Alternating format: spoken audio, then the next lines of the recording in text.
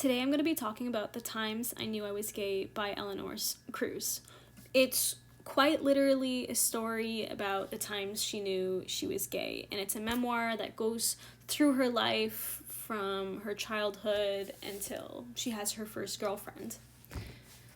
Unlike most coming out stories, this comic is more of a story of self-acceptance than overcoming societal pressures like coming out stories would be in the past.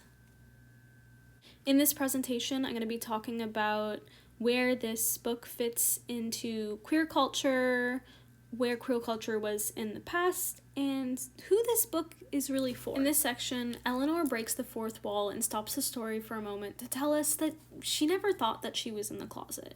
And she didn't because she didn't know that she was in the closet. She didn't know she was gay. So for a long time in the beginning of the story, she just thinks that she's different and she doesn't really know why.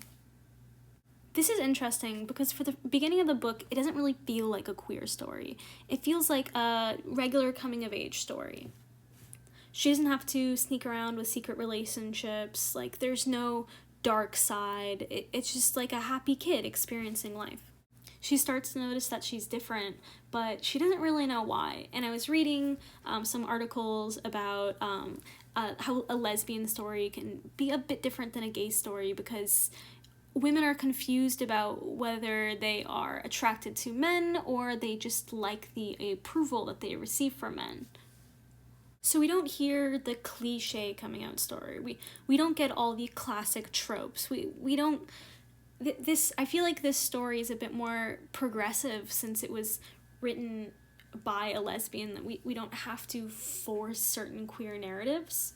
And it's nice to get away from those cliches, but we're already 100 pages in and we don't really get to hear about these childhood queer realizations. And me, as a queer person, I want to hear those things. I want to compare my own personal experiences from when I was young. So at this point, I don't really feel like it's a story about being gay. I feel it's like a story of an awkward 15-year-old who doesn't really know why she doesn't fit in. And as a reader, I feel a little bit betrayed because that's not what I was promised on the cover. But is it Cruz's job to create catharsis within her readers? Cruz reflects on her past, and she realized that she had to act as a different person in order for other people to accept her and for her to accept herself, and she used boys and food as a distraction from being herself, and she worries that she missed out on her childhood. Cruz's story isn't too different than other coming-of-age stories that deal with identities that don't fit in, whether it's gender, religion, race, mental health.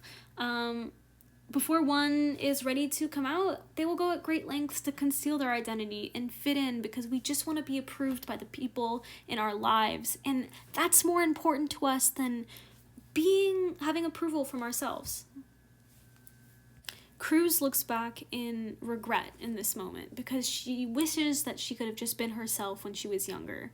But she didn't know that she was gay yet. And I think a lot of us in our teenage years don't really know why we don't fit in. We don't know why we're different. We're still figuring out our identities. So it's okay to take the wrong path. But although it takes time for us to figure out who we really are, Cruz is sending us a cautionary warning not to go as far as she did by controlling her eating. In this scene, Eleanor comes out to her father and he hugs her and accepts her. Although this wasn't really a pivotal moment for the story because Eleanor already had the approval from everyone around her, she just needed approval from herself. This is a pivotal moment in the sort of stories that we're telling in culture, because for a long time it was forbidden to be gay. For a lot of our older gays, they were sent to conversion therapy camp, and in this story we're just able to focus on the internal feelings of coming out and how we feel about ourselves and how we understand ourselves, which is why I find this book is a lot more relatable to a large variety of audiences, because it's not specifically about being gay, because there aren't as many obstacles. There are not really a lot of obstacles that she has to go through. It's more of just loving and accepting ourselves.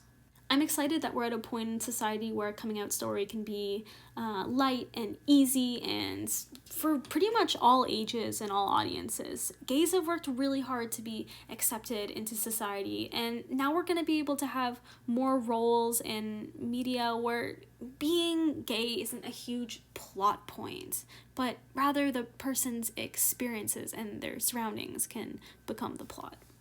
Overall, I felt dissatisfied with this story. It just felt so normal. And maybe we need to normalize these kinds of experiences. They don't always need to be so dramatic and over the top. But I felt like Cruz didn't really reflect and dig into her past and try to really find those key pivotal moments in her childhood. I felt like the story was very surface level. As a queer person, I don't really feel like I can relate to this story.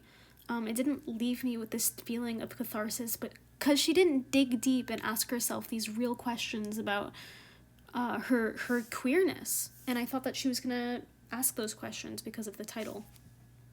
Here's my question. Does a queer author have a responsibility to discuss the political history behind their identity, or should the culture work to normalize queer identities by excluding politics from the discussion?